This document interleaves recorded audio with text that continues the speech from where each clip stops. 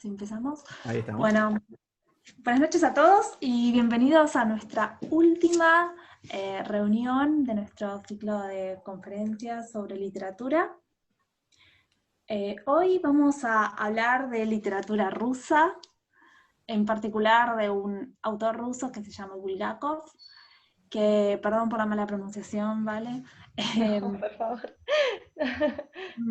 Más específicamente vamos a charlar sobre una novela de Bulgakov que se llama El maestro y Margarita, y la charla de hoy va a estar a cargo de una profesora de letras bueno, es rusa y argentina y es traductora nada menos de esta obra. Para nosotros es un gran honor contar con la presencia de Valeria Korchenievsky. El libro está siendo mostrado ahora por Lizzie. Por Valeria Korchenievsky, que es la traductora de esta novela, bueno, que estudió letras en la Universidad de Buenos Aires, que es profesora de ruso, que es investigadora también de la literatura rusa. Como ya dije, es un gran placer y un honor para nosotros contar con tu presencia, ¿vale? Y bueno, si Ignacio no tenemos nada más que añadir en esta presentación, quizás podemos ya cederle la palabra, ¿vale? Para que nos cuente. Sí, por supuesto. Bueno, Lu, la verdad que hiciste una presentación que, bueno, gracias a ustedes, gracias por la invitación a esta iniciativa que tienen, que es maravillosa, por la amplitud de los temas que proponen, por la libertad que podemos tomarnos para dar la charla. Y bueno, la verdad es que para mí fue un placer prepararme para esto y participar. Así que gracias y espero que tengamos un fructífero intercambio de ideas, porque bueno, esto no pretende ser una lección, sino en lo posible intercambio de ideas, opiniones. Si alguien quiere expresarse, me encantaría que haya un debate o algo parecido. Bueno, entonces, como dijo Lu, vamos a hablar de Maestro y Margarita, que es una novela de Mikhail Bulgakov. Se suele llamar la novela del ocaso, porque él mismo la llamaba así, porque su última novela es la novela con la que cierra su vida y su obra, y que tarda más o menos unos 12 años en escribir, y que aún así eh, no es que queda del todo inconclusa, pero hay algunos detalles que tal vez de haber vivido un poco más hubiera logrado pulir mejor. Vamos a hablar un poco de él ahora. Este es nuestro escritor. Como verán, las fechas de su biografía abarcan un montón de acontecimientos históricos de mucha magnitud, desde guerra civil a revolución, estalinismo y todo lo que ello implica.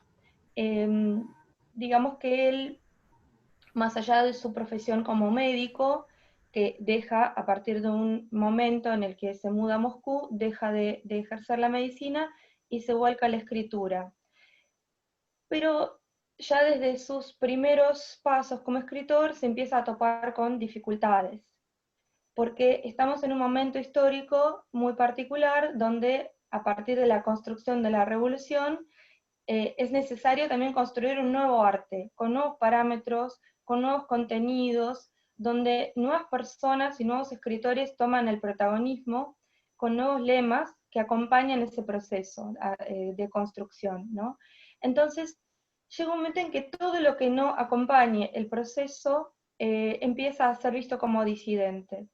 En algún punto, la literatura rusa empieza a fluir por tres carriles en ese momento. Un carril que es el de la literatura afuera, la literatura rusa fuera de Rusia, con los exiliados, los emigrados, los que logran huir también. Es un tipo de literatura rusa, escrita desde el exilio y que muchas veces añora la Rusia que fue dejada atrás, e incluso atrás y antes de la revolución. Y lo que es dentro de Rusia tenemos dos corrientes, que son la literatura oficial o la avalada por el partido, por los líderes del partido, por los organismos de censura y también los medios de impresión, ¿no? Porque después de la revolución los medios de impresión, las imprentas, son puestas a disposición de los líderes del partido. Entonces, al no haber medios de producción, de impresión, todo lo que se imprime está controlado, de alguna manera.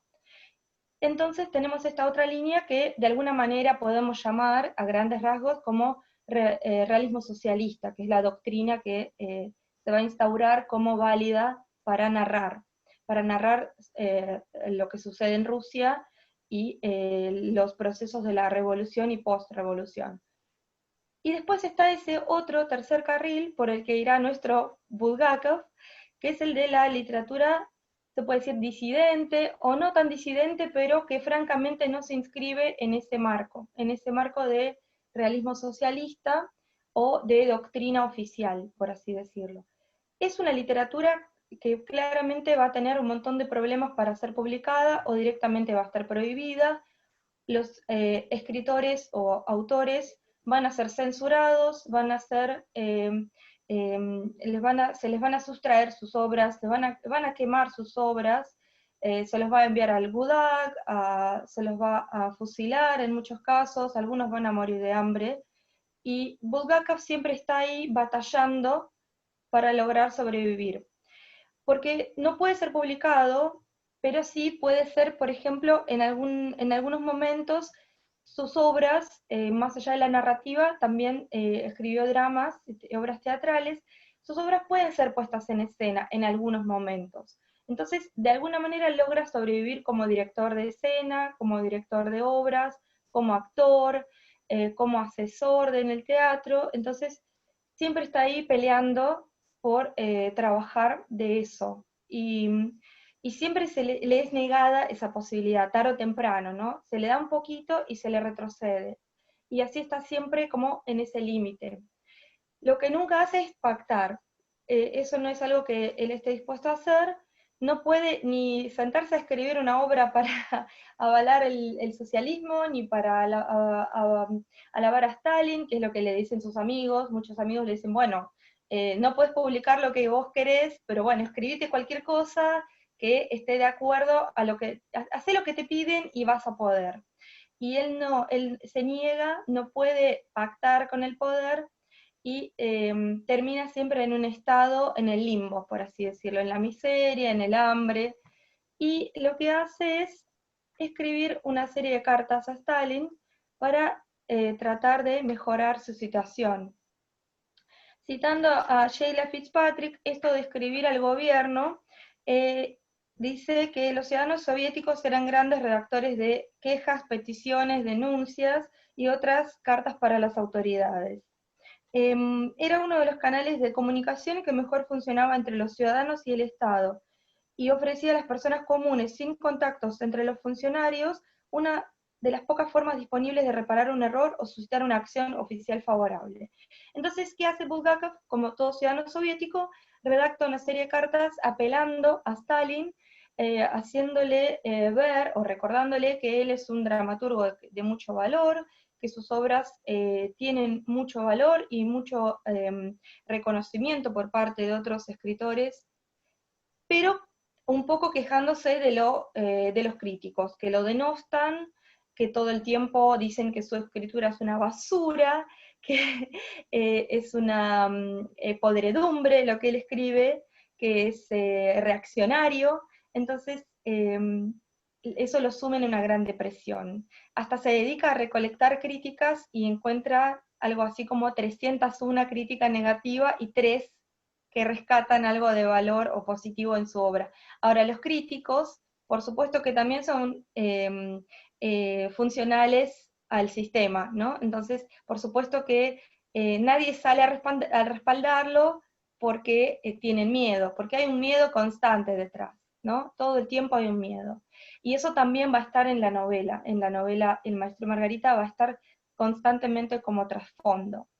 Una de las cosas que dice a Stalin es, en este momento estoy aniquilado, no solo están condenadas mis obras anteriores, sino también las actuales, al igual que todas las que escriba en el futuro. Y yo, personalmente, con mis propias manos, he arrojado al fuego el borrador de una novela sobre el diablo. Acá es una de las primeras alusiones al maestro y Margarita. Lo que él dice es, muchas veces algunos críticos posteriores dicen que es un poco una especie de puesta en escena de él, ¿no?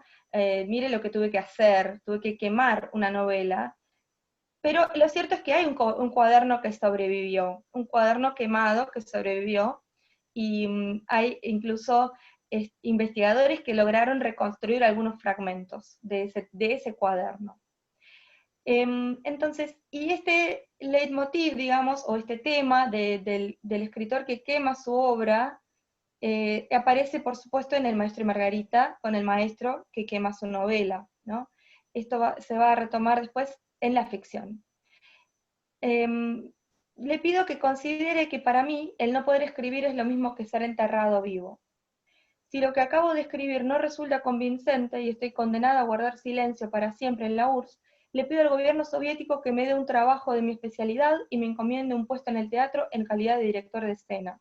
Luego empieza a bajar un poco la petición, pide ser ayudante de escena, pide ser actor, pide ser tramoyista, en fin, cualquier otro trabajo que pueda realizar, siempre dentro del ámbito artístico, ¿no? Porque es su vocación. Esta serie de cartas, una de esas cartas en el año 31 tiene una respuesta. En realidad, más que conversaciones con el poder, son monólogos con el poder, donde una carta tiene respuesta en un hecho concreto, y es que Stalin lo llamó por teléfono a Bulgakov, y a partir de una conversación muy breve que tuvieron, bastante capciosa también, por cierto, eh, hay un suceso concreto, y es que Bulgakov vuelve a trabajar en el teatro. Una cosa interesante que le dice Stalin es: hemos recibido su carta, la hemos leído con los camaradas, va a recibir usted una respuesta positiva, y quizás quiere marcharse al extranjero, ¿no es eso? ¿Verdaderamente está harto de nosotros? En realidad, más que una pregunta, está diciendo dos preguntas. Y no deja de ser capcioso. Está harto de nosotros, ¿no? Lo que le está diciendo es: ¿está harto de nosotros? ¿Se quiere ir? Entonces Bulgakov entiende la ironía y no puede contestar con la verdad. La verdad es que él se quiere ir, pero no puede. Siente que es mucho más grave decirle que sí, que se quiere ir, que hacer de cuenta que no escuchó esa pregunta, ¿no? Y es algo que lo va a atormentar después. Una de las cosas por las que se arrepiente es no haberle dicho que sí, y ese sentimiento de culpa y cobardía, como él mismo lo llamó, después lo va a acompañar. Y la cobardía es un tema, perdón, que se retoma también en la novela de una forma muy concreta, cuando se dice que la cobardía es uno de los peores pecados de un hombre. Eso después lo pueden, cuando, si no, no han leído la novela, después busquen ese momento porque es muy interesante. Bueno, entonces, luego de esta acción benévola, digamos, por así decirlo, de Stalin hacia Bulgakov, él vuelve a trabajar un tiempo en el teatro, pero después paulatinamente se le van a ir quitando otra vez las posibilidades de trabajo, y él se va a terminar sumiendo en una gran depresión que lo va a llevar a la muerte, y más allá de su enfermedad concreta, de la que muere en el año 40. Entonces, esta figura del poder también va a estar presente en la novela, ¿no? Bajo distintos personajes. Y con esta cuestión de no poder escribir o no poder publicar, dicho sea, o sea, como él mismo dijo, ¿no? Estar mudo, hay un concepto que se desarrolla en ese momento entre los escritores, una idea, por así decirlo, un lema, que es escribir para el cajón. No se trata en realidad del cajón de la muerte, ¿no? En ruso hay una palabra diferente para eso, pero escribir para el cajón del escritorio, es decir, escribir y guardar, y dejar para después, para algún día, para la posteridad, ¿no? Y es una idea muy poderosa, porque a pesar de no poder publicar, y a pesar de no poder ver publicadas sus obras, hay que escribir igual. porque no se puede no escribir, ¿no? Entonces, volviendo a la cuestión de los años que le lleva a escribir el maestro y Margarita, sus primeros borradores aparecen en el año 28 y hasta el año 40, que es cuando muere, o sea, 12 años. Ahora, en realidad son seis versiones del texto. La última versión es con la que trabajaba al morir y la que vamos a ver publicada después. Pero en realidad son 6 versiones donde más o menos ya están los primeros lineamientos de la última versión. Y la figura central es el diablo, ¿no? Siempre está el personaje del diablo bajo distintos apodos, bajo distintos trajes o disfraces, pero siempre ya va a estar esa figura que es la que nuclea o en la que se ancla toda la novela. Este es el libro de las redacciones tempranas. Como verán, es abundante, digamos. Para que, digamos, lo que quiero decir es que es un trabajo creativo, un proceso que llevó todas estas páginas, ¿no? Hasta dar con la versión última.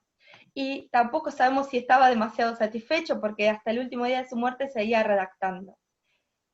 Una de las cosas que decía, que le servía de apoyo para seguir escribiendo, es que había que terminar antes de morir, ¿no? Más allá de que podían ser 5, 4, 6 redacciones, pero había que terminar, había que llevarlo a cabo, ¿no?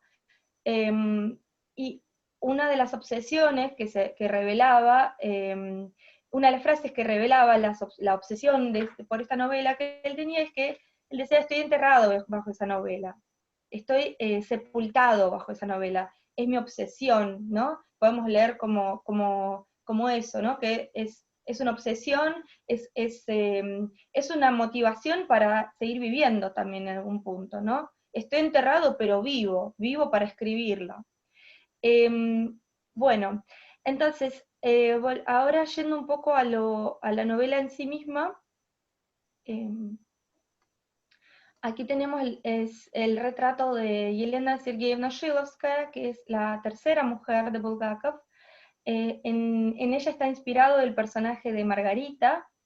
Ella estaba casada y, bueno, vivía muy bien, como también Margarita misma en la novela, y opta por, bueno, cuando conoce a Bulgakov, deja a su marido y lo acompaña en los últimos años de su vida, ¿no? Y también fue la persona que ayudó a redactar, fue la editora, la correctora, la secretaria, y la que guardó el manuscrito durante 25 años, hasta su primera publicación. Se puede decir que es la guardiana de ese manuscrito, porque ella logra en vida publicar el manuscrito. Bulgakov muere en el 40, y en el 65 recién vamos a ver una primera publicación de la novela, parcial, con muchos fragmentos que se extrajeron por la censura, en una revista que se llama Moscú, y vamos a ver la primera publicación. Y recién en formato de libro, texto, digamos, se va a publicar en el 73. O sea, 33 años después de la muerte de él. Y es muy interesante, es un comentario personal, digamos, que quiero compartirles, es que, por ejemplo, mi mamá me contaba que mi mamá, bueno, vivía en la URSS, ella me contaba que en los años 80, cuando empezó a circular la novela, en realidad en los 70 ya, circulaba en forma de capítulos manuscritos, que sus amigos le pasaban capítulos escritos a mano, que había que leer y copiar en muy poco tiempo para que sigan circulando, porque no había posibilidad del texto, o sea, el texto no llegaba todavía al público amplio, digamos, no se podía adquirir en una librería, entonces había como una especie de mitología, de mito alrededor de esta novela que circulaba a mano, ¿no? Que cada capítulo llegaba a través de la mano de un amigo, un compañero, un camarada o un vecino. Es algo que le da mucho, un aura muy romántica hasta diríamos, ¿no? A esta novela. Y bueno, ahora yendo un poco a la novela concreta, tenemos una complejidad en el texto. ¿Por qué es tan importante esta novela? O sea, se la considera una de las principales obras de la literatura rusa del siglo XX. Estaría más o menos en lo que podríamos decir el top 10, digamos, o sea, tratándose del siglo XX, no estamos hablando acá de Dostoyevsky, algunos seguramente van a objetar, pero a nivel importancia, a nivel cantidad de ejemplares, a nivel de traducciones, toda la producción alrededor de la novela, más allá del texto, producción cinematográfica, gráfica, teatral, todas las otras formas de arte relacionadas con esta novela son un montón, son muchísimas realmente. Entonces, ¿por qué esto? ¿No? Porque una de las investigadoras de Bulgakov, una de las primeras que tuvo en sus manos el manuscrito y que logró reconstruir, por ejemplo, el texto, el cuaderno quemado, o parcialmente reconstruirlo, decía que la aparición del Maestro y Margarita en esa época en la Unión Soviética, estamos hablando del 73, ya publicada, equivalía a una especie de bomba, ¿no? Una bomba en la literatura rusa. Porque hasta ahora no había, sobre todo tratándose del siglo XX, un texto con semejante riqueza temática, estructural, estilística y genérica. Digamos que presenta un mix de complejidades que la convierten en un texto muy rico, ¿no? Más allá de los personajes que son, por cierto, bastante entrañables y muy particulares también, que ya charlaremos un poco acerca de eso.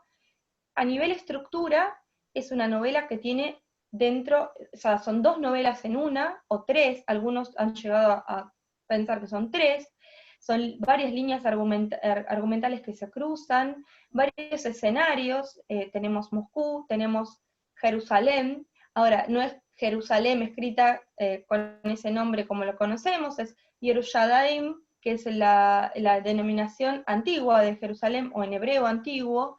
Tenemos la historia de Pilatos, Poncio Pilatos, y uno se pregunta, ¿qué hace Poncio Pilatos en una novela de 1928, en la Rusia soviética? ¿Qué hace el diablo en una novela de esa época y en ese lugar? Bueno, ustedes pueden leer la novela y buscar su propia respuesta a eso.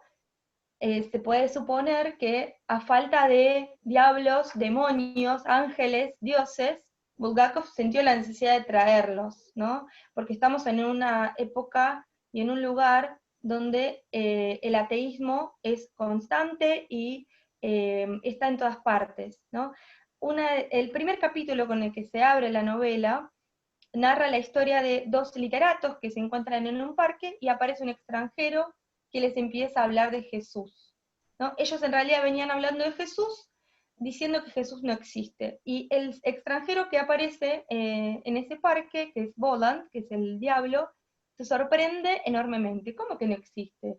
Bueno, en este país el ateísmo no sorprende a nadie, le responden. ¿Pero cómo? ¿Ustedes son ateos? ¿No? Y ese grado de sorpresa que le causa al extranjero, que obviamente no es ningún extranjero, sino es el mismo diablo, eh, es muy llamativo, ¿no?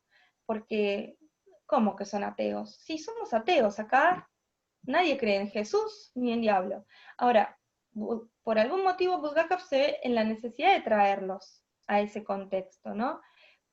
Hay muchas explicaciones, por ejemplo, una puede ser que Bulgakov mismo se crió en una familia religiosa, su padre era director de una academia religiosa, y tiene un legado religioso y místico, también él mismo lo decía, muy fuerte.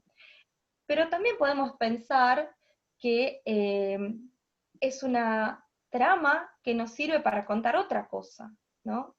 ¿Quién es el diablo? El diablo es el extranjero. ¿Y quién es el extranjero? Es el que no vive en Rusia, es el que no vive en la Unión Soviética, perdón, ¿no? Es el que se rige por otros motivos, por otras leyes, es el que se viste de otra manera, es el que habla de otra manera y tiene otras libertades también, ¿no? Entonces, la figura del extranjero como diablo es muy interesante porque le permite a Bulgakov contar un montón de cosas, ¿no? Desde esa posición, desde ese lugar.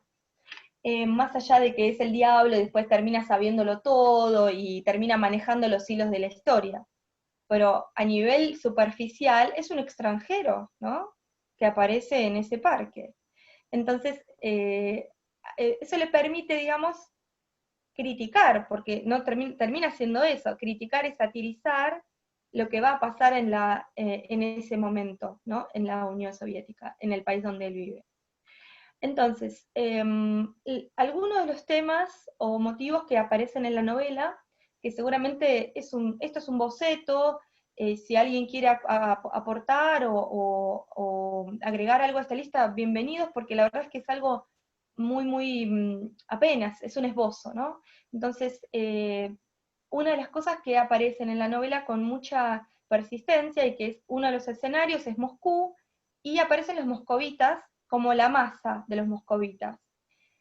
Y hay toda una serie de patrones de conductas que siguen estos ciudadanos que dan cuenta de cómo está la situación en el país. Por ejemplo, una de las cuestiones que con mayor recurrencia aparecen es la del espionaje y la denuncia, ¿no?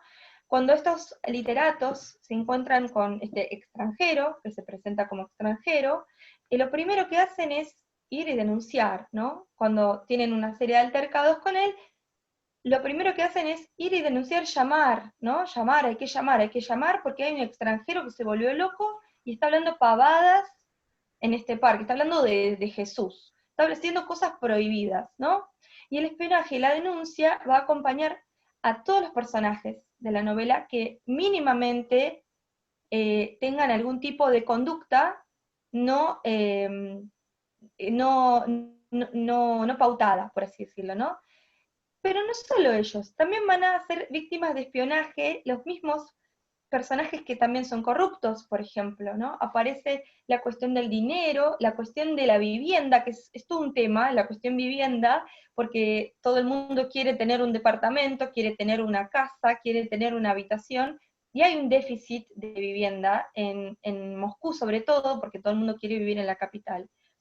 Y hay varios personajes que están todo el tiempo disputándose esta cuestión del departamento, ¿no? Y la denuncia aparece como motivo recurrente para echar al vecino que me está ocupando el departamento. Es algo que también se presenta como cómico, ¿no? En la novela el matiz cómico está atravesado, digamos, atraviesa todo el texto, pero tanto es cómico en tanto grotesco, y en tanto grotesco termina por ser trágico, ¿no? Porque lo que está diciendo es tan gracioso esto de la denuncia que es terrible, porque al que denuncian después se lo llevan, ¿no? Esto también lo trabaja muy bien Sheila Fitzpatrick en este libro que se llama La vida cotidiana durante el estalinismo, trabaja mucho esta cuestión también, tiene todo un capítulo dedicado a la cuestión vivienda.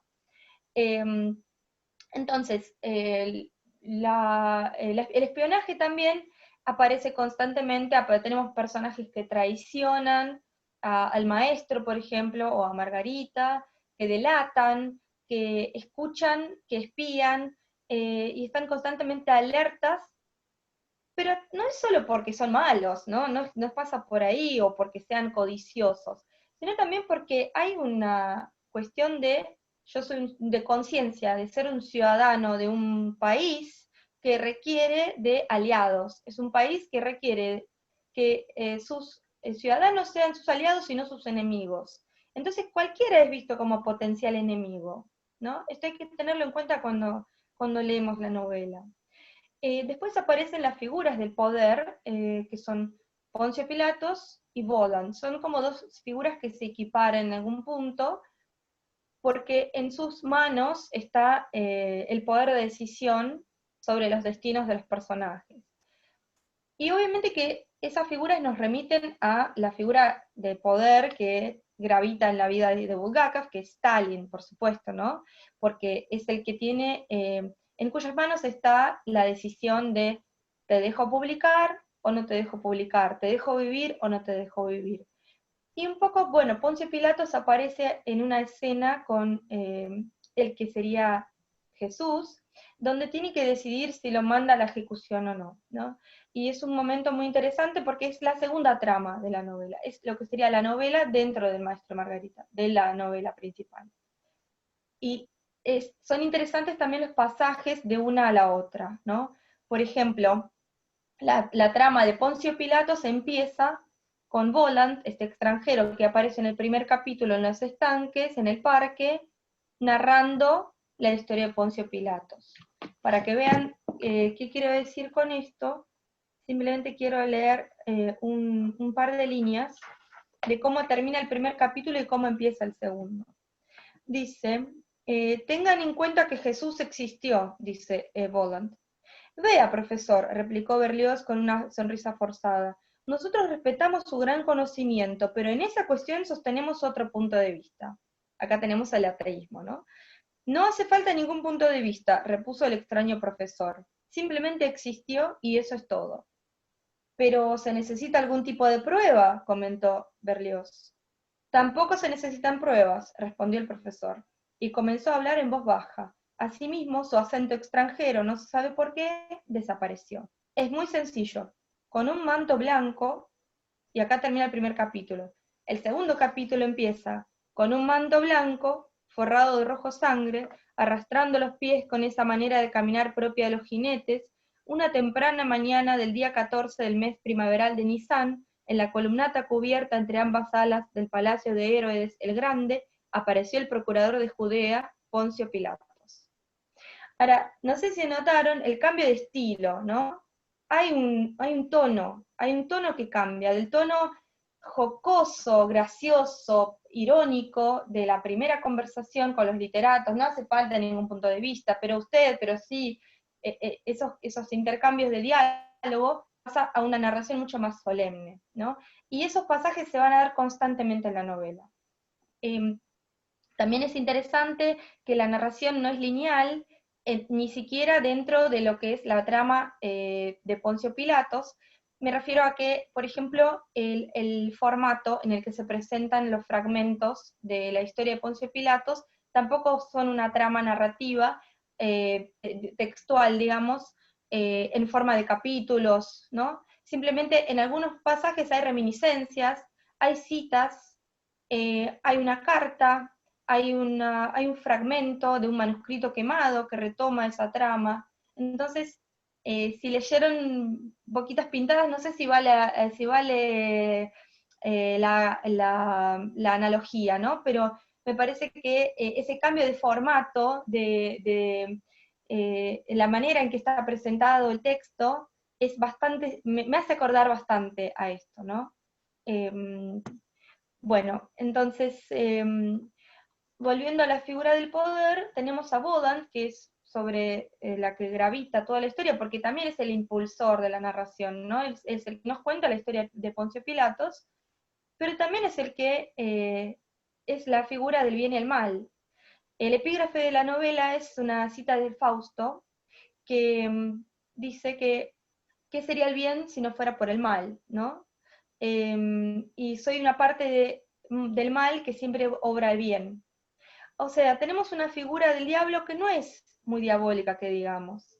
Es un diablo Dios que, que lo que hace es, por momentos, desnudar la miseria de toda esta trama moscovita donde él está presente, desde esta aparición en Moscú de este personaje, lo que hace es desnudar las miserias de los ciudadanos soviéticos, del régimen soviético, y a la vez ayuda a los que están, los que prefieren seguir su propio camino, o los disidentes, o maestros, por ejemplo. En este caso es la clara figura del escritor que no quiere ser servicial, ¿no? Que quiere escribir su propia literatura.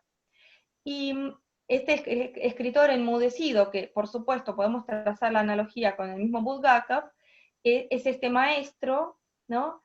Que termina aceptando la ayuda de las fuerzas del mal, por así decirlo, ¿no?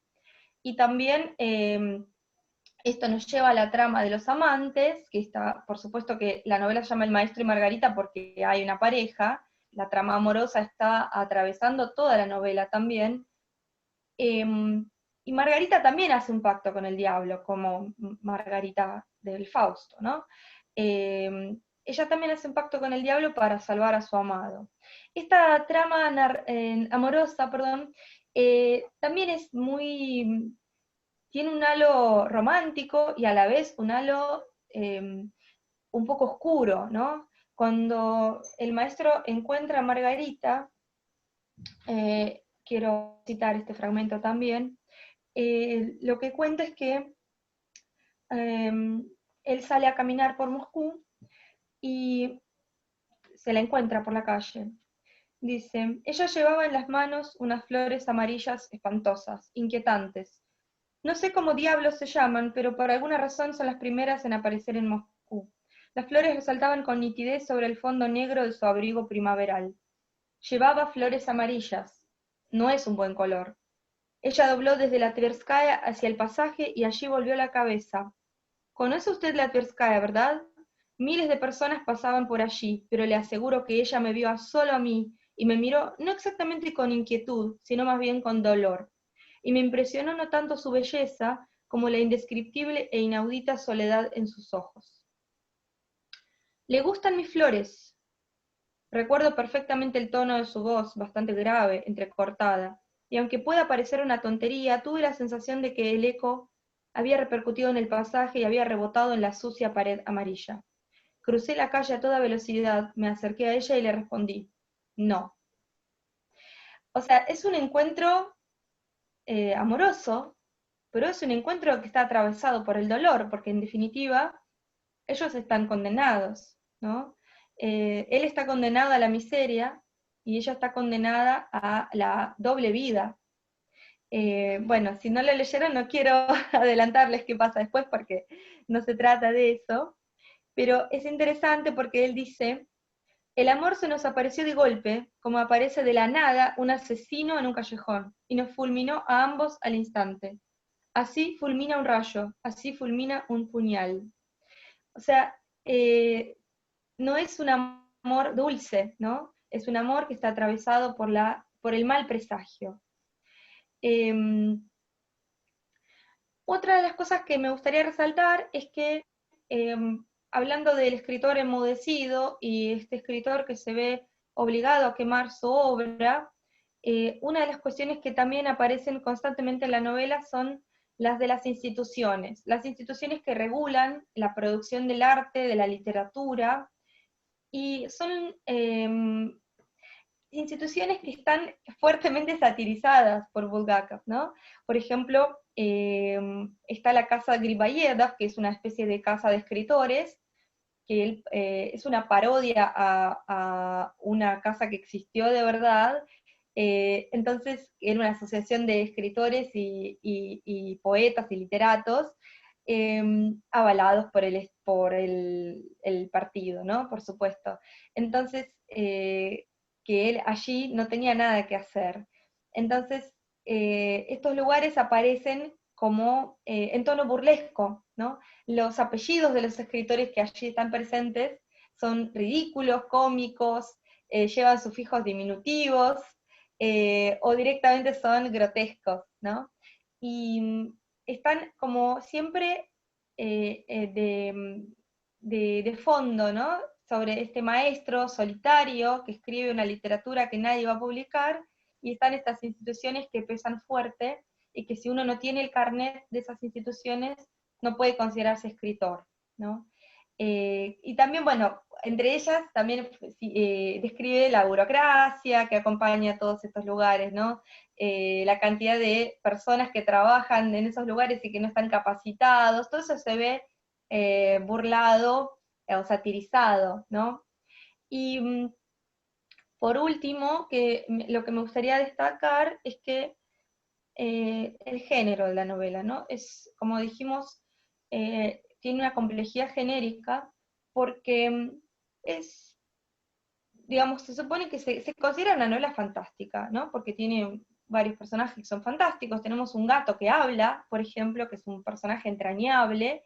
Está acá en esta imagen que me pareció muy divertida. Es un gato que acompaña a Voland, al diablo, que forma parte de su séquito y que básicamente lo que hace es burlarse de todos los funcionarios corruptos, literatos que escriben mal, y esa categoría de personajes que aparece en la novela, y digamos, esa presencia de este personaje y muchos otros detalles dan cuenta de que es una novela de género fantástico. Ahora, no solamente es una novela de género fantástico, tenemos una trama de Jerusalén, que nos cuenta la historia de Jesucristo, ¿no? O sea, tenemos cuestiones filosóficas que se tocan ahí porque se exponen las preguntas: ¿qué es el bien? ¿Qué es el mal? ¿Qué sería del bien si no fuera por el mal? Entonces, podemos preguntarnos, ¿no? ¿Qué nos dice este género fantástico? ¿Para qué nos está diciendo Bulgakov, ¿no? Una de las cosas que aparecen en la novela con mucha recurrencia son las desapariciones de las personas. Hay un departamento maldito desde el cual mágicamente la gente se esfuma, ¿no?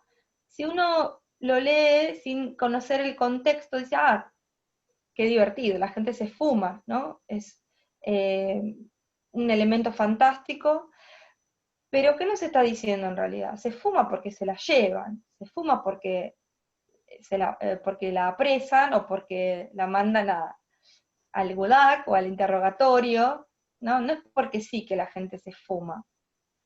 Y hay una omisión deliberada, porque el tono de la novela es entre grotesco, paródico, divertido, satírico, gracioso, pero eso gracioso lo que hace es tapar un poco lo terrible que hay de fondo, ¿no? Lo terrible es que la gente desaparece sin más, porque en medio de la noche viene el auto de la NKVD y se la lleva. Lo que sucede es que hay un procedimiento que es la omisión, ¿no? En ningún momento en el texto dice que se lo llevaron, que vino en la institución del poder y se llevó a la persona, ¿no? Simplemente la persona se esfumó.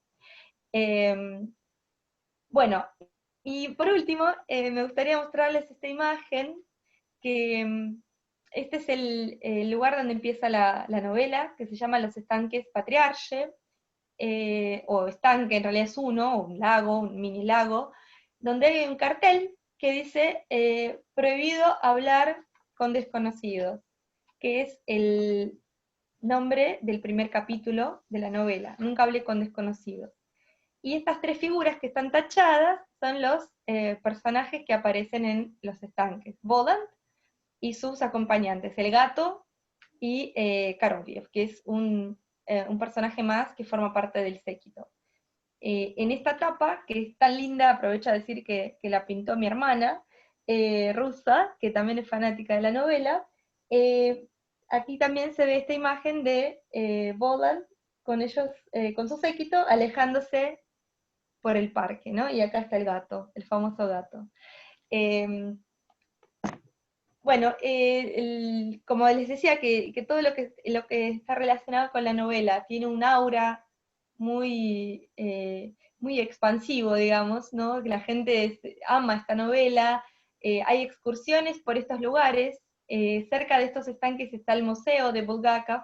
Hay excursiones nocturnas. Hay una excursión que se llama La Moscú de Bulgakov, que recorre estos lugares, que te lleva a la casa de Margarita, o el prototipo de lo que fue la casa de Margarita, lo que le sirvió a Bulgakov para inspirarse, para describir esa casa. Te lleva a la casa de los literatos, te pasean por este parque, todo el mundo se saca la foto debajo del cartel, digamos que, y a pocos metros del museo está el departamento maldito, que es un departamento donde Bulgakov vivió de verdad. Vivió unos años ahí y que, bueno, se inspiró también para mostrar la realidad cotidiana de su época. Bueno, creo que esto es todo. Me gustaría ahora, si podemos intercambiar, si tienen preguntas, espero poder contestarlas, y si tienen algo que agregar, me encantaría que podamos dialogar. Muchas gracias, Vale. Qué buena, qué charla más interesante. Aparte de la novela, súper interesante. si vamos a abrir el espacio para las preguntas, quizás podría ser lindo dejar de compartir la pantalla para que podamos vernos entre nosotros. Claro. Perfecto. Ahí está. Bien. No sé si los participantes creo que pueden abrir sus micrófonos o si necesitan autorización. No sé si alguien puede probar y decirnos. No, sí, ya están abiertos. Por lo menos el mío, que lo primero que quiero hacer es mandarle un beso a Valeria. Gracias. Aquí tuviste un público más extenso, habrás visto, y multigeneracional. Qué bueno, qué bueno. ¿Alguien quiere preguntar algo, agregar algo? Quería preguntar algo, pero hay un minuto. Tengo que... si tenía un dinosaurio atravesado.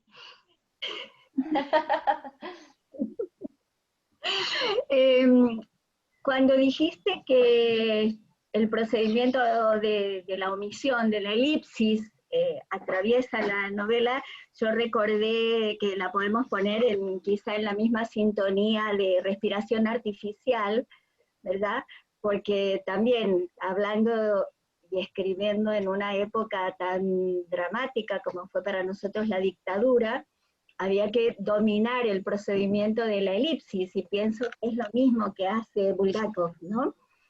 Y Claro. la otra cosa que me llamó mucho la atención, recuerdo de literaturas eslavas, que otro autor que a mí aparte de Bulgakov, que fue mi examen final, hubo otro autor que a mí me gustó mucho y que creo que también tuvo muchos problemas, pero peores que lo de Bulgakov, porque él fue a un gulag, que es Mandelstam, ¿no? Mandelstam. Sí, y claro. Él también escribe así una cosa fragmentaria, muy poética, muy hermosa, pero también con fragmentos, ¿no? Y te quería preguntar si el hecho de la realidad, que también fragmentaría mucho la mente, se refleja en la forma, ¿no? En esta forma de escribir de ambos. Sí, claro. Sí, claro, claro que sí. Muy interesante, porque, bueno, vos lo dijiste, ¿no?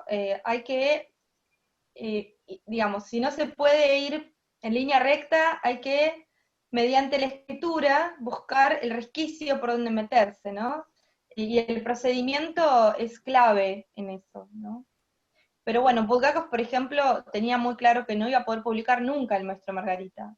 Por más omisiones que hiciera, había alusiones demasiado evidentes que la sátira de la sociedad, ¿no? Que no iba a ser posible de publicar. Él hizo lecturas del texto frente a un grupo reducido de compañeros y amigos, y uno dijo, fue capital, digamos, le dijo, esto es imposible de publicar. O sea, no, ni lo sueñes. Guardalo, escondelo, quemalo, hace algo con eso, pero eso no va a poder ser publicado, no verá la luz.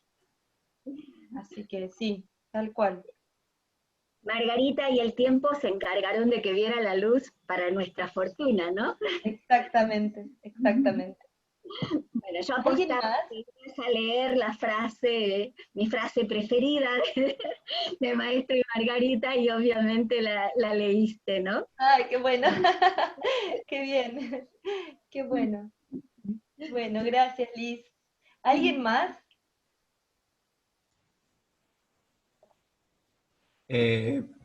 Yo quería, digamos, agradecerte por la, creo que estupenda introducción que nos diste a la novela. Para los que todavía no la hemos leído como yo, me parece que es una muy buena carta de presentación, porque por los temas que describiste ya veo que me va a interesar seguramente. Y hoy Luciana, creo que en un posteo en Facebook había trazado una suerte de filiación de la novela con otra literatura que también me interesa mucho, que me gusta mucho, que es, bueno, desde luego Cervantes, Joyce, y en ese sentido me parece que lo que mencionaste ahora, lo último, es una novela que, como el Ulises, despierta ciertas pasiones, ¿no? O sea, cierto entusiasmo más allá de lo literario, ¿no? Con los recorridos por la ciudad y Absolutamente. claro. Sí. es una novela de culto. Claro, Rusia, exactamente. sí. Sí. Eh, Es la novela favorita de los adolescentes. Es la primera novela, digamos, está en el primer lugar en las encuestas de la lectura de los adolescentes, por ejemplo. Adolescentes, estoy hablando de 17, 18 años, o sea, de jóvenes, ¿no?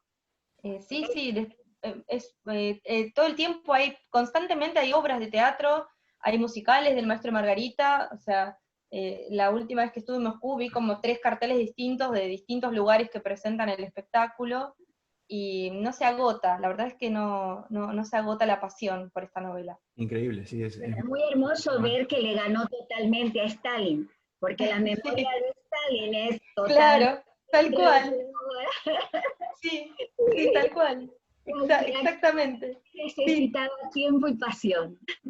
sí, eh, ¿puedo agregar una cosita en sí. relación a lo que acabas de decir, Liz? Este es un libro que se llama Cartas a Stalin. Dice, por ejemplo, la introducción es de Marcelo Figueras, y dice: El Maestro y Margarita fue publicada en 1966, es decir, 26 años después de la muerte de Bulgakov, cuando el escritor ya estaba muy lejos de poder apreciar las ondas que su obra produciría en el estanque de la literatura. Entre ellas cabría destacar la siguiente. En 1982, la astrónoma Ludmila Georgievna Karachkina descubrió un pequeño planeta al que bautizó con el apellido del escritor. No sé de ningún planeta llamado Stalin. Exacto. Excelente, ¿no? Tal cual, tal cual. Excelente venganza. Yo amé a Bulgakov, por eso lo elegí para mi final. Y la verdad que nunca me ha decepcionado. Ale, Sí, a mí, ¿sabes qué me sorprende? Yo no conocía nada acerca de la recepción que tenía ahora en Rusia. Y me sorprende esto que decís. La verdad es que estuve buscando en YouTube y vi que hay hasta incluso series de televisión sobre Maestro y Margarita. Pero me resulta realmente sorprendente que tenga tanta receptividad entre la gente joven, porque es un texto pesado en el mejor sentido del término. No es esa literatura fácil que uno consume, va a comprar a la librería y lee en el tren. Es una novela que demanda mucho. Por una parte, por todos los niveles de la trama, de las tramas que tiene. Por otro lado, por la variación de los estilos, que uno en la traducción consigue ver. Digo, pasas de un capítulo al otro, como vos perfectamente lo ilustraste en el caso del pasaje del primero al segundo capítulo, y cambia por completo el uso del lenguaje. No sé, me parece un texto que es casi... Yo en mi entrada de Facebook justamente lo comparé con textos que para mí son grandes textos literarios, los mejores textos literarios, y mencioné Joyce, precisamente porque sentí cuando lo leía que tiene una exigencia con respecto al lector. No es un texto que uno lee. Vos mencionabas, por ejemplo, Boquitas Pintadas. A mí me parece que en ese sentido Boquitas Pintadas es mucho menos demandante. Es un texto que uno lee, un adolescente lee, se entretiene, lo pasa rápido.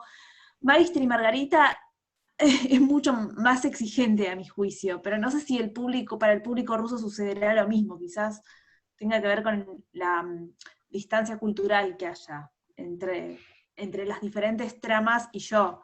Quizás para la cultura rusa, no sé. Bueno, no sé, yo te puedo decir de mi experiencia personal, cuando yo la leí por primera vez, que bueno, se dio la casualidad, yo ya estaba en Argentina, hacía 8 años que vivía en Argentina, y una persona me trajo libros de Rusia, y 4 libros eran bestsellers digamos, ya no recuerdo ni de qué se trataban, y uno era este libro. Entonces, mi mamá se enloqueció y me dijo: te trajo el Maestro y Margarita. Y fue como una revolución, ¿no? Y cuando lo leí, yo lo leí como bueno, 18 años, digamos, lo leí de una manera ingenua, ¿no? Lo leí como un cuentito, como algo, una historia de amor, como una historia de magia, como una historia de cosas fantásticas, maravillosas, graciosas. No estaba toda la otra parte, ¿no? Que había que reponer. Entonces, uno lo puede leer también así, ¿no? Uno lo puede leer de una manera literal, por así decirlo, ¿no? Y también lo va a disfrutar, yo creo. Lo que pasa es que tal vez si ya estás habituado a hacerte preguntas al texto o a decir, bueno, ¿y por qué está escribiendo esto? ¿Por qué hay un diablo que llama por teléfono? ¿No? O lo que sea. ¿Por qué hay un gato que habla? O que habla de que el director del teatro es corrupto. ¿Por qué? Bueno, es otro tipo de lectura ya tal vez, ¿no? Entonces, cuantas más veces lo lees también, obviamente que con las sucesivas lecturas se va enriqueciendo el texto. Pero sí es interesante que ver desde qué punto, ¿no? Yo creo que los jóvenes rusos lo leen como algo, no creo que se repongan todo el contexto histórico para leer la novela, la leen y la disfrutan, lo cual no deja de ser interesante porque quiere decir que se puede leer también así, ¿no? Que no Claro. hace falta todo lo demás. Es linda de por sí, ¿no? Sí. Después otra cosa que te quería preguntar, dos cosas más te quería preguntar. Una cosa Sí. es, tiene que ver no estrictamente con esta novela, sino con otro texto de Bulgakov, que también está traducido al español, que es Los Juegos Fatales. Yo no Sí. sabía que la llamada telefónica de Stalin, que se retrata en Los Juegos Fatales, era una llamada telefónica que efectivamente había tenido lugar. Y sinceramente no sé qué tipo de circulación tuvo, pero me llama la atención que después de ese texto, de la publicación de ese texto, o de la escritura de ese texto, Bulgakov haya podido existir en la Unión Soviética. Bueno, claro, que también fue prohibido, ¿no? Fue prohibido ese texto, fueron prohibidos casi todos los textos, prácticamente no se publicaba. De hecho, no recuerdo bien cómo cómo son las condiciones de publicación de los Juegos Fatales, pero tengo entendido que estaba prohibido también, que justamente él sobrevivía gracias a las obras teatrales, más que nada, como con su trabajo de director o de actor, pero no porque haya podido tener algún tipo de recaudación de sus textos publicados, ¿no? Concretamente no sé bien la fecha en que se publicó o se prohibió, honestamente. No se lo considera un texto tan importante de Bulgakov, es mucho más importante La Guardia Blanca o Corazón de Perro, en todo caso, pero ya en Los Juegos Fatales está el germen, ¿no? El germen de la crítica, ¿no? Está ahí, por supuesto. Es un texto importante también, sí. Y otra cosa que te quería preguntar es sobre el proceso de la traducción. ¿Cómo fue para vos? Porque es un texto tan largo y me imagino que debe ser muy difícil de traducir justamente por esto que vos señalabas, de la variación estilística que hay entre los diferentes momentos de la novela. ¿Cómo fue el proceso de traducción? ¿Te llevó mucho tiempo? No sé, Eh, sí, bueno, primero que nada quiero aclarar que no fue un trabajo individual, a mí me ayudó mucho Alejandro González, que fue mi corrector, también una amiga que me ayudó con la parte de sintaxis, de puntuación, que es editora, que es Patricia Escándar. La verdad es que sin ese apoyo no hubiera sido esta yo creo que es una traducción de calidad porque está hecha en conjunto. Y sí, fue un placer enorme, honestamente. Fue difícil. En realidad yo ya tenía desde que la leí que la quería traducir, ¿no? Y traduje algunos capítulos así como quien no tiene nada más que hacer en la vida. Venía traduciendo en mi casa cada tanto, durante varios años, hasta que concretamente salió la propuesta del editor que quería traducir la de Libros del Zorzal. Y casualmente me fui a Rusia, el último mes de la traducción, me fui a Rusia y estuve un mes en Moscú. Entonces, un trabajo de impregnación, de inmersión en la novela. Más allá de que ya estábamos con los últimos capítulos, el último toque fue en Moscú. O sea, yo hice la excursión, fui al museo, fui varias veces al museo. O sea, me impregné completamente de esa atmósfera y bueno, fue un trabajo muy placentero. Fue justo porque fue a hacer un curso y de a la mañana iba a clases y a la tarde traducía y corregía. Pero sí, es cierto que hay partes de la novela que costaron mucho traducir, sobre todo la parte de la conversación viva, del diálogo. porque hay un montón de expresiones coloquiales que no son vulgarismos, pero son coloquiales, que en castellano es difícil de traducir a un español neutro, por así decirlo, que no existe, pero es lo que se supone que el editor espera que uno traduzca a un español accesible a todos los hispanohablantes. Ahora, si yo digo, por ejemplo, si yo tuviera que traducir literal, hay un momento en que él dice que el extranjero agarró y se levantó, y se mandó una jugada, se mandó una, ¿no? Si lo tuviera que traducir a un castellano rioplatense, lunfardo, barra, ¿no? Lo diría así, porque así es como lo dice Bulgakov. Lo que pasa es que no puedo poner eso en un texto que se va a vender. Entonces había que ser cuidadosos en esa parte. Pero lo cierto es que había un montón de giros de un lenguaje muy cotidiano, por así decirlo. Y digamos que había que aplacarlo un poco. Eso costó. Y bueno, había párrafos que hacía versiones enteras de un mismo párrafo y después veía cuál me gustaba más. Me gustó mucho me ayudó mucho el word reference, que te daba muchos sinónimos para una sola palabra, entonces elegía la que me parecía que cerraba más. La del fragmento que cité del puñal que fulmina, es un verbo difícil porque había que buscar un verbo que en ruso, en ruso es parayit, que es algo así como derribar, fulminar, matar también, o sea, tiene distintos colores esa palabra, ¿no? Y tenía que en castellano encontrar un verbo que sirviera para puñal, un rayo y un ladrón, creo, ¿no? Esos tres sustantivos. Ese tipo de trabajo fue complejo, pero mi idea básicamente, no sé si se logró o no, pero yo quería mantener el espíritu. No sé si tal vez estoy diciendo algo re ambicioso, ¿no? Pero yo quería mantener el espíritu, que hay partes que son chispeantes, hay partes que son completamente cómicas, hay partes que son líricas, y yo quería en lo posible mantener ese espíritu, ¿no? No sé, veremos. Yo igual releo la traducción y me dan ganas de corregir un montón de cosas al día de hoy, pero bueno, pasaron 5 años ya, así que bueno, supongo que tal vez se pueda hacer para una futura edición. No sería mala idea eso de una posible edición alternativa en términos del español del castellano rioplatense, ¿no? También, que es muy interesante. Sí, porque el tú me hacía un poco de ruido, el Claro. tú.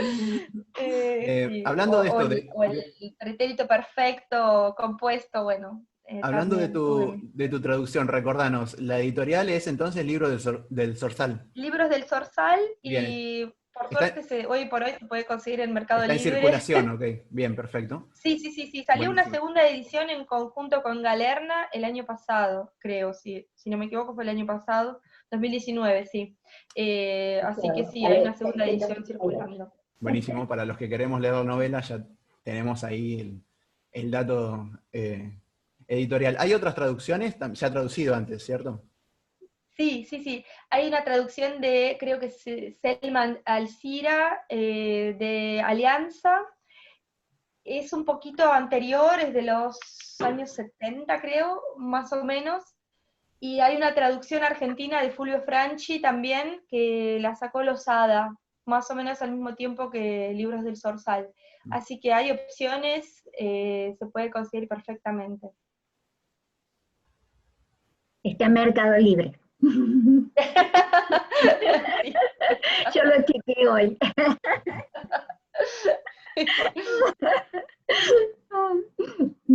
Hay una pregunta escrita en el chat de Sí. Rubén. Rubén, ¿querés preguntar con el micrófono o preferís que leamos la pregunta? Me parece que prefiere que leamos la pregunta. Creo que sí. Sí. Veo que Voland juega una inusual partida de ajedrez contra el gato, donde hace desaparecer el rey que está en G2, y el gato acepta perder para no jugar con la envidia e intriga. ¿Qué significa para ti? Bueno, en realidad termina siendo todo muy personal esto, pero es mi capítulo favorito de la novela, que se llama A la luz de las velas, donde Margarita logra encontrarse con Voland para formar parte de un ritual, que no voy a decir cuál es, y hay una escena donde el gato juega al ajedrez con Voland. Y la verdad es que es una escena absolutamente desopilante, es divertidísima, o sea, hay cada frase es una joya, básicamente. Y bueno, ¿qué significa para mí? Bueno, concretamente, no sé si tiene importancia para mí, ¿no? Yo tal vez no le atribuí tanta importancia al hecho de que el rey desaparezca, pero tal vez podemos interpretar como que el que gana es Voland, o sea, el que gana la partida es Voland, y el gato hace todo tipo de triquiñuelas, por así decirlo, para hacer aparentar como que él va ganando, ¿no? Entonces en un momento se esconde, en un momento se cubre de polvo, se mete abajo de la cama, hace todo tipo de Esconde cosas un muy caballo. divertidas. Esconde un ¿Sí? caballo negro también debajo del pie. Exacto, Eh, sí. pero el hecho concreto, el rey en G2 es una casilla y lo hace desaparecer el mago, lo hace desaparecer. ¿Pero qué significado? O sea, como que, porque vos hablaste de desaparición de gente, que desapareció un rey. Bueno, no lo pensé, pero hay que ver, yo no recuerdo bien cómo es em, la frase exactamente. Un segundo, lo estoy buscando. El rey está en el casillero G2, dijo Voland sin mirar la tabla. Mesir, qué horror, aulló el gato poniendo una expresión de horror en su hocico. En ese casillero no está el rey. ¿Cómo es eso?, preguntó Voland perplejo, y se puso a mirar el tablero, donde parado en el casillero del rey, el alfil volvía la cabeza y se tapaba la cara. «¡Qué bribón eres!», dijo Voland pensativo. Sí, es interesante esa lectura que vos hacés de la cuestión de desaparecer, ¿no? Puede ser también una alusión tranquilamente a toda la gente que desaparece, ¿no? O es la figura del poder que desaparece, ¿no? La figura del poder, el rey, puede aludir a eso también, sí. El rey derrotado, ¿no? Es muy interesante, Bueno, yo no lo muchas pensé, gracias. es verdad. Bueno, muchas Sí. gracias. No, por favor, de nada. Es un capítulo hermoso, realmente, cuando lleguen a esa escena es algo magistral, no sé, está tan bien escrito, y hay un montón de imágenes también del gato jugando al ajedrez. Si ponen, no sé, el gato se llama Bigimot, que es hipopótamo en ruso, ¿no? Si ponen Bigimot, el gato, no sé, en internet, en Google, aparece un montón de imágenes, y una de las imágenes clásicas es el gato jugando al ajedrez. Es algo, bueno, es un símbolo, ¿no?, de la novela también. Muy interesante. Bueno, no sé, ¿alguien más quiere decir algo? ¿Alguna pregunta? Lu, te doy la palabra entonces. Bueno, mientras piensan si hay alguna otra pregunta o comentario que quieran hacer a Vale, vuelvo a comentar algo que comenté en el inicio de esta charla, y es que, bueno, esta es la última charla de un ciclo que tuvo varias conferencias, cuyos videos van a permanecer en el blog que creamos con el fin de transmitir la información. El blog se llama literaturaenpegua.blogspot.com, la mayoría de ustedes ya lo deben conocer. Pueden seguir accediendo todos los videos de las charlas previas. También este video de hoy va a estar disponible allí. También pueden encontrar los videos en el canal de Cultura Pehuajó. Y después, otro comunicado oficial que quería transmitir es que en el chat hay un enlace que corresponde a una breve encuesta que estamos haciendo con Ignacio con el fin de saber si tienen interés en participar en otra actividad parecida a esta, pero ligeramente diferente, que va a ser un taller de textos que pensamos desarrollar a partir de la segunda semana de agosto y durante ese mes. van a ser 3 encuentros, vamos a trabajar con textos. La idea es que haya un poquito más de interacción, no va a haber un conferencista invitado, sino que vamos a ser nosotros, vamos a trabajar con los textos. No vamos a grabar los videos, sino que vamos a trabajar en el momento con los textos que van a ser leídos allí. La selección de textos todavía no está definida, va a depender de la respuesta de los interesados a ese cuestionario, cuyo enlace, repito, está en el chat. No sé si me olvidé de comentar alguna cosa. También el correo electrónico que habíamos abierto para estas charlas, que no me acuerdo cómo era, pero que está en el blog escrito, y que, bueno, también está en todos los afiches que divulgamos. Propuestas, intereses particulares, o si quieren, no sé, realizar alguna actividad con nosotros, nos pueden escribir, nos pueden seguir escribiendo. Fin del comunicado oficial. Volví a poner el enlace por si alguien no se había conectado al principio y está ahora, para que haya acceso de nuevo.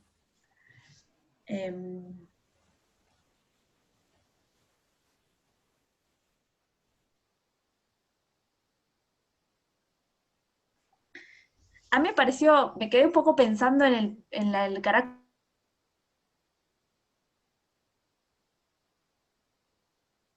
de literatura, y luego el carácter fragmentario, que puede seguramente tener un aspecto de carácter político o social, que creo que es el que hacía referencia,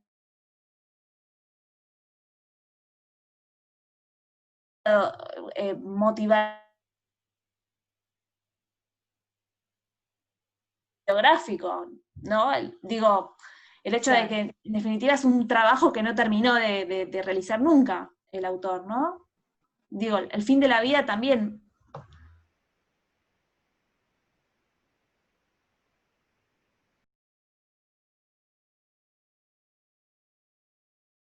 Cuestiones que va dejando, va retomando,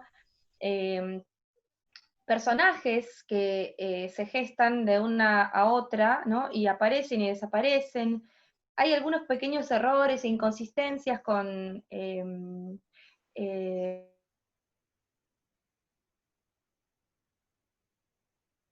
la novela. Se olvida de un personaje que es bastante del séquito de Voland, que es bastante importante, y bueno, parece que la viuda, bueno, Yelena Sergeyevna, cuando se le preguntó por este personaje qué le pasó, parece que ella misma se sorprendió y dijo, me parece que se lo olvidó.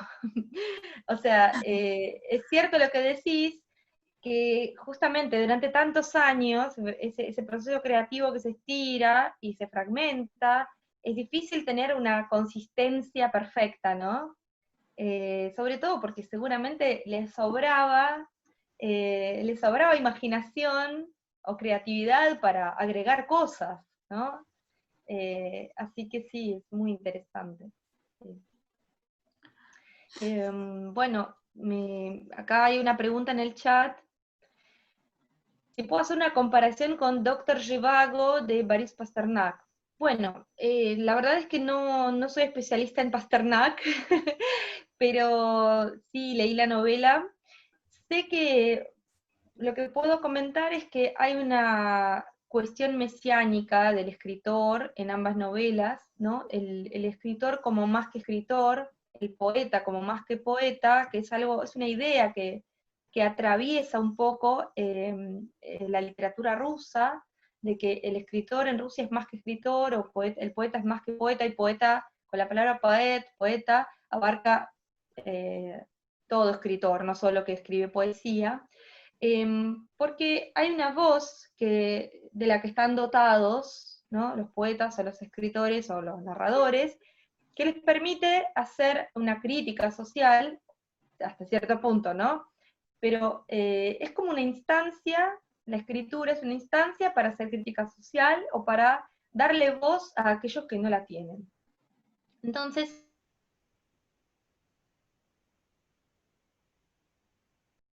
¿no? Yuri Zhivago también tiene esta cuestión de revelar ciertas verdades, esa postura de revelar ciertas verdades.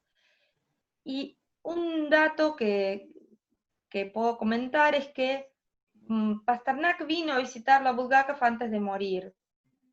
Y según la viuda, según Yelena Sergeyevna, ella sospechaba que Bulgakov le comentó acerca del Maestro y Margarita a Pasternak. Y es muy posible para su personaje de Yuri Zhivago.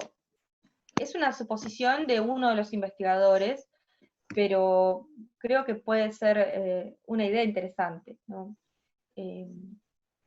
Creo que es todo lo que tengo para comentar de Pasternak. Pasternak, digamos, también es una figura compleja, que estuvo siempre en el límite entre puedo publicar, publico. Oficialmente era un escritor que se publicaba, pero a la vez intercedía constantemente por sus amigos. Y una idea también interesante, una de las memorias, es que cuando Mandelstam hablando de Mandelstam, que Liz lo mencionó, cuando lo apresaron, cuando lo detuvieron, Stalin también habló con Pasternak por teléfono, y Stalin le preguntó a Pasternak, pero si él es un maestro, ¿no?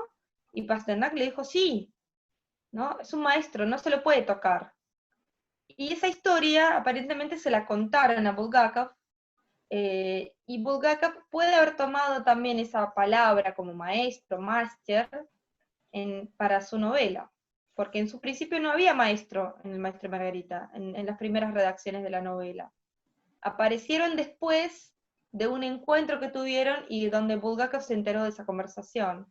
Es una de las suposiciones, ¿no? Son todas conjeturas a Pasternak acerca de Mandelstam, y Bulgakov después se enteró de esa conversación, ¿no? Entonces puede haber sido el puntapié para que el maestro, ¿no? Esa figura del maestro en la novela.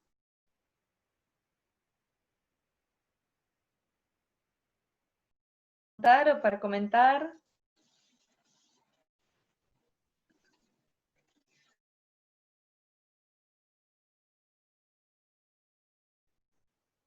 Con Molière. Bueno, no es casual.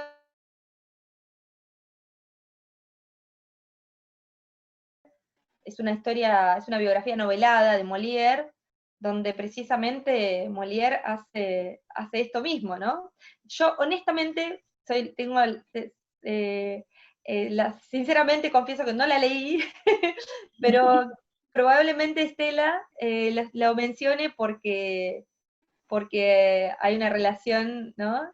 Porque lo hayas leído tal vez, o si no lo leíste, es un comentario muy atinado, porque efectivamente escribió sobre Molière, Bulgakov. Sí. Bueno, no sé si alguien tiene alguna otra pregunta. Ah, claro, bueno, no es casualidad entonces que lo menciones, por supuesto. Claro, sí, sí. Bien, bueno. Lu, no sé si hay algo más para comentar, y si no, Creo que no. No sé si alguien quiere comentar o preguntarle alguna otra cosa, ¿vale? Si no, bueno, a los que no leyeron el texto, realmente les recomiendo mucho que lo hagan porque es un texto maravilloso, es magnífico. No tiene desperdicios.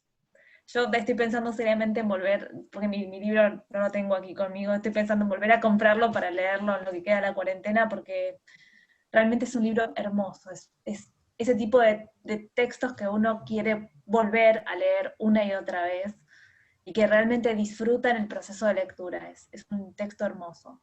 Y yo lo leí solamente en la traducción de Vale, obviamente no lo leí en ruso, así que no podría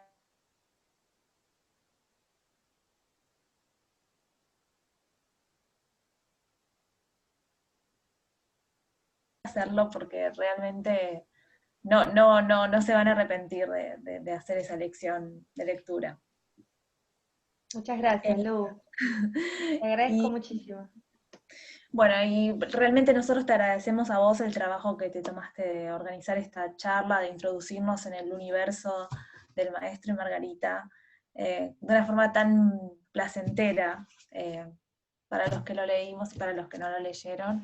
Me parece que tu presentación ha sido muy iluminadora, así que te agradecemos mucho que hayas tenido este tiempo para nosotros, que hayas venido a compartir tu sabiduría y también tu interés por este texto.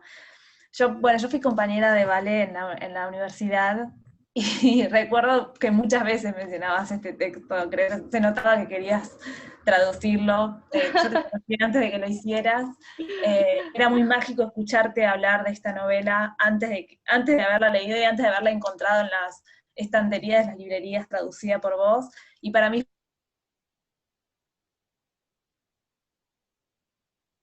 fue algo que realmente deseabas, y el resultado fue realmente magnífico, así que Ay, gracias, muchas gracias Lu. por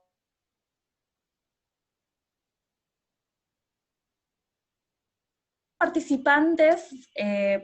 Les queremos agradecer, Ignacio y yo, permiso Ignacio, voy a tomar la palabra por los dos. Les queremos agradecer mucho su presencia a lo largo de todas las charlas, su compañía, todas las preguntas, todas las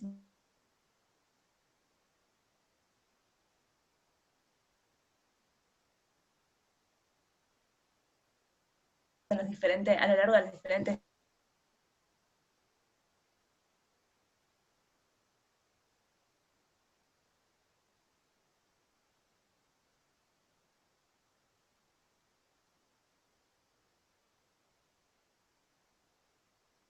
porque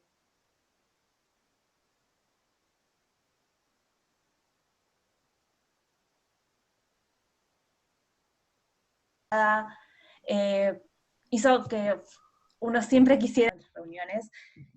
Bueno, yo solo quería decir es un agradecimiento enorme a todos por estar y por ayudarnos y por tener interés en los textos, y lean El Maestro y Margarita porque es hermoso. Gracias a ustedes, chicos. La verdad, hermoso el espacio. Coincido con lo que dice Liz. Bueno, eh, entonces,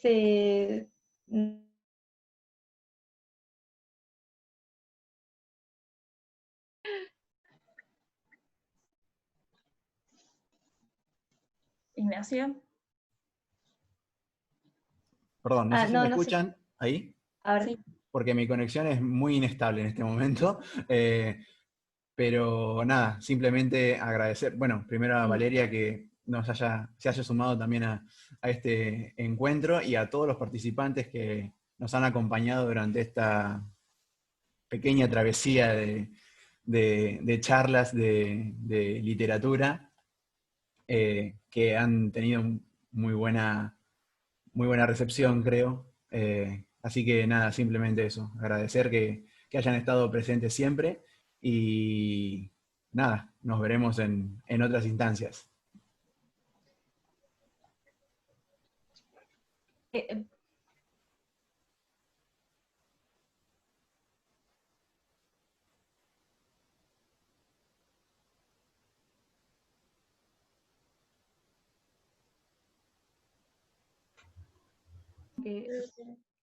Creo que ahí cerró la cámara, tal vez eso ayude a que...